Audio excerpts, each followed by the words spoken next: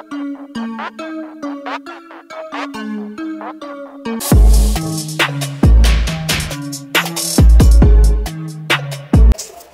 day mga idol, welcome to Ras TV. For today's vlog mga idol is to budol time na naman mga idol, nabudol na naman tayo ni Shopee. Bali ito may mga order na naman tayo bagong dating, ito pakita ko sa inyo. Ito mga idol, bracket ng side mirror. Kasi balak palitan yung side mirror natin, so bumili tayo ng bracket. Ayan, tapos itong side mirror, ayan. Kasi lalagyan, meron kasi tayo mga idol, may visor na kasi tayo. Ito. So binaklas doon sa motor natin, diba? Dati na nakatip ito, yung visor na to. So binaklas lang natin, kaya yung in-order natin, ito lang, bracket lang. Tsaka itong side mirror para makuha yung yung isang setup niya mga idol. So tara mga idol, uwi na natin. Ras TV Travel. Ras TV Travel.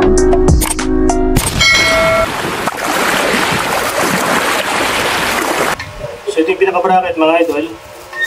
Ikakabit nga natin to, tsaka yung side mirror. So buksan na natin side mirror mga idol. So para lang makita natin. Tanggal yung plastic.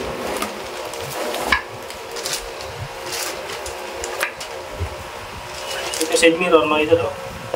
Nakikita nyo, ayan. Mabuhin natin dito bago natin ilagay sa motor natin mga idol. Yung isa. Kasama ng tornilyo, pero pumili na ako ng gold bolts mga idol.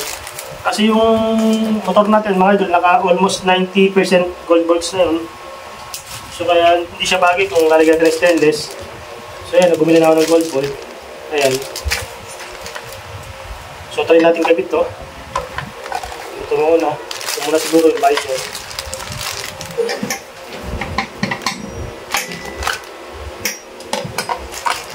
So ito nga yung bolt niyan mga idol. Tingnan na natin para kompleto.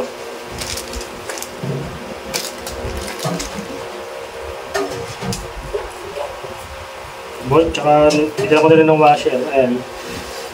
Bigyan ko ng washer, tsaka ng nut. Kasi yung pinaka gold bolt niya is yung mismong bolt lang, pero yung nut niya is stainless. So ayun mga idol. Kapit muna natin dito lahat. Yung apat. Ulitin ko lang mga idol, yung binili lang natin dito is bracket lang, tsaka side mirror kasi meron na tayong dating may dati na tayong visor, ayan o.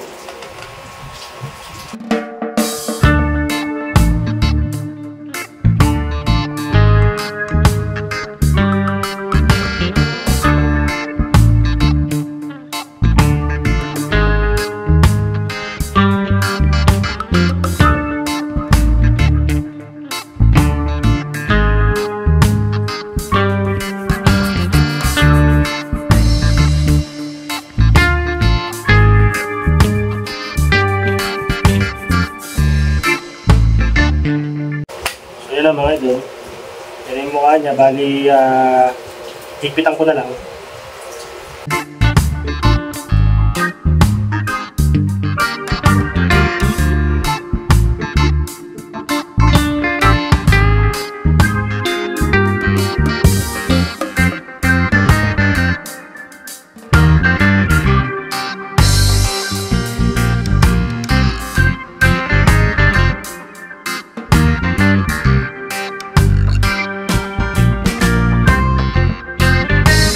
So yun mga idol, okay na, labaw na natin to. Pag magbubuo nga kayo nito mga idol, unahin nyo munang buuin lahat bago nyo ilagay sa motor. Kasi pagka yung bracket, ito, kinabit mo na kagad sa motor bago ka naglagay ng visor, tsaka ng side mirror, medyo mahirap mga idol. So yan. So ating nilagay mga idol ito. Itong side mirror. Dito. Ito mga idol, ito yung bolt niya. Tingnan natin yung ito. Merong bolt dito yan. Yung laman. Kasama sa side mirror na binili natin. Gusto yung gold bolt.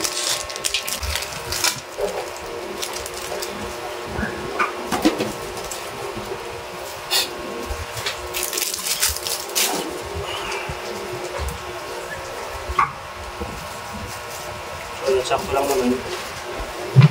So kapit na natin mga idol.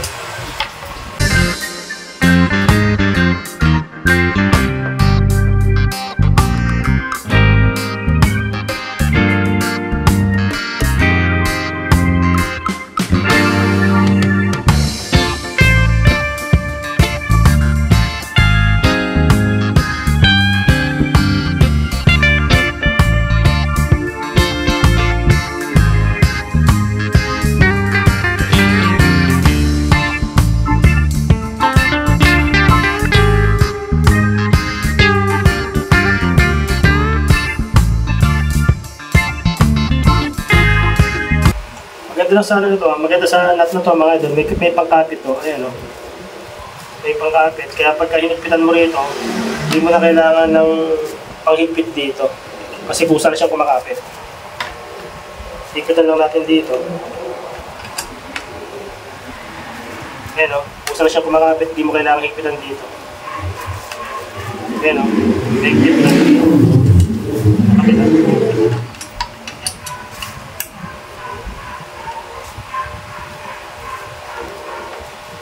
So yun, mag-higpit na. Yan o. Diba? So hindi ko na kailangan ng liabi dito. May dala akong liabi rito, medyo malaki. Ayan. Pero hindi na kailangan kasi nga yung nut niya is may pampakapit ito kung nakikita nyo. May pampakapit siya. So nakuha na natin yung isa. Tutungo tayo sa isa mga idol.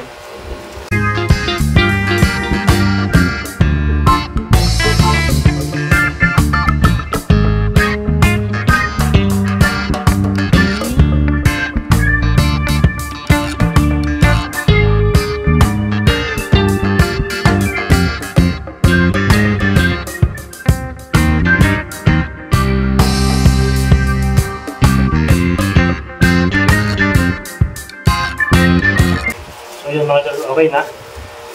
Nabuo naman natin mga idol. Yan yung kinalabasan. So ito yung ikakabit natin sa natin mga idol. Nakikita nyo yan. Ito yung ikakabit natin sa kay Roger sa MIUI 125 natin. Diba? So goods na goods. Pakita ko sa inyo mga idol pag nakikabit ko na. Ayan o. Diba? Then pag nagustuhan nyo yung ganito mga idol, kung meron na kayong visor, kagaya ko may visor na ako. So hindi na nga ako bumili ng visor. Ang in-order ko lang is itong bracket lang mismo, tsaka itong side mirror. So ilalagay ko na dyan, yung Shopee link mga idol. So yun mga idol, ito nabuo na natin, di ba? So tayo lang nag-assemble kasi madali lang naman buuin. Ayan. Bibili lang kayo ng kompletong gamit, di ba? So naka-gold bolts nga yan, nabila natin. Tapos ito, yung mga nut niya stainless. So goods na yan. Kakapitin natin sa natin sa ating MIUI 125. So tara!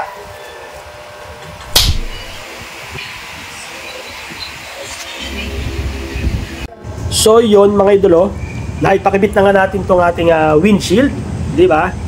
Nakita ko yung harap.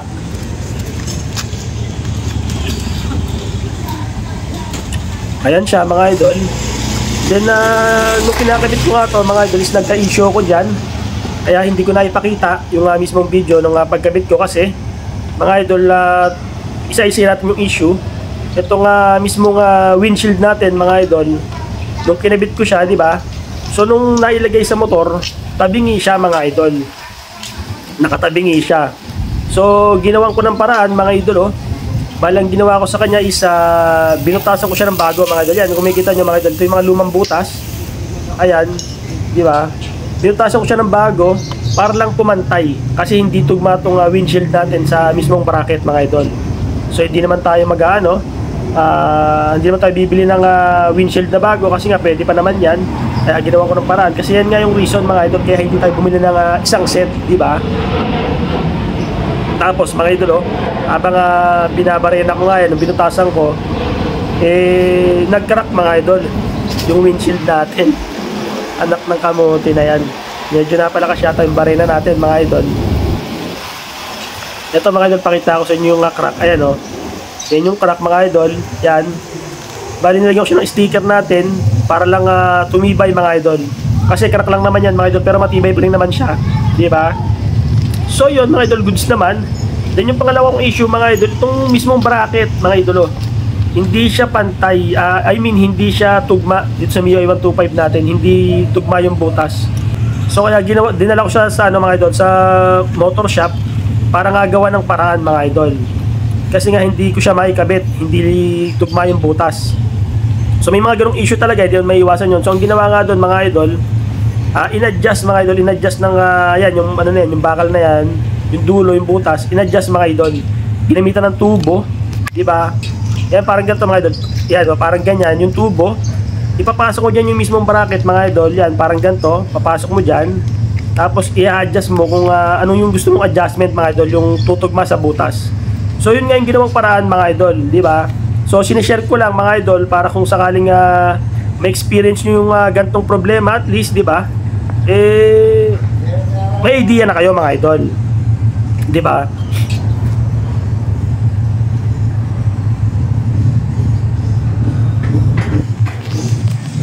Pero goods naman mga idol, goods naman yung naging issue na yon. Medyo hindi lang talaga natin kayang ikabit mag-isa, di ba? Ang kita nyo, di ba? Ang ganda nung mga idol, ang ganda nung yan.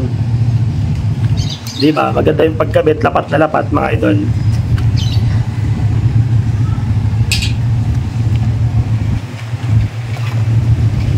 Then sa ano nga mga idol, sa size nga niya, sa size ng mismong side mirror, ang recommended ko sa inyo mga idol kung bibili nga kayo ng ganyan ng side mirror, isa medium steam mga idol. Ayun ang pinakasakto sa MIUI 125 natin. Kasi nagbabasa-basa ako ng review mga idol bago ako bumili niyan. Di ba? Hindi ako basta-basta bumibili ng mga idol. Talagang binabasa ko yung review. Ito ngayon nakita ko yung short mga idol. Sabi nila sa short is hindi gano'ng makita yung likod. Di ba? Then yung medium steam, I mean yung short steam kanina, hindi nga makita yung gano'ng yung likod. Then yung medium steam mga idol, mas maayos makita yung likod mga idol. Sakto talaga siya. Then ang review naman sa long steam, sa nabasa ko is masyadong mahaba mga idol. Di ba? So yun mga idol, goods na goods naman. Pakapogi na naman ni Roger mga idol. Nadagdagan naman yung setup natin. Medyo napagastos naman tayo konti doon na yan, di ba? So right, sana'y nakatulong tayo. Napagbigay tayo ng idea doon sa mag-setup ng ganito. Although marami nang nakasetup ng ganito mga idol, pero sa mga bago na kagaya ko, di ba? At least mapagbigay tayo ng idea para goods na goods, di ba? So ilalagay ko yung Shopee link dito mga idol ng mga pinagbilang ko ng gold bolts, bracket, tsaka itong side mirror natin mga idol. Alright. Rust TV Travel. Rust TV Travel.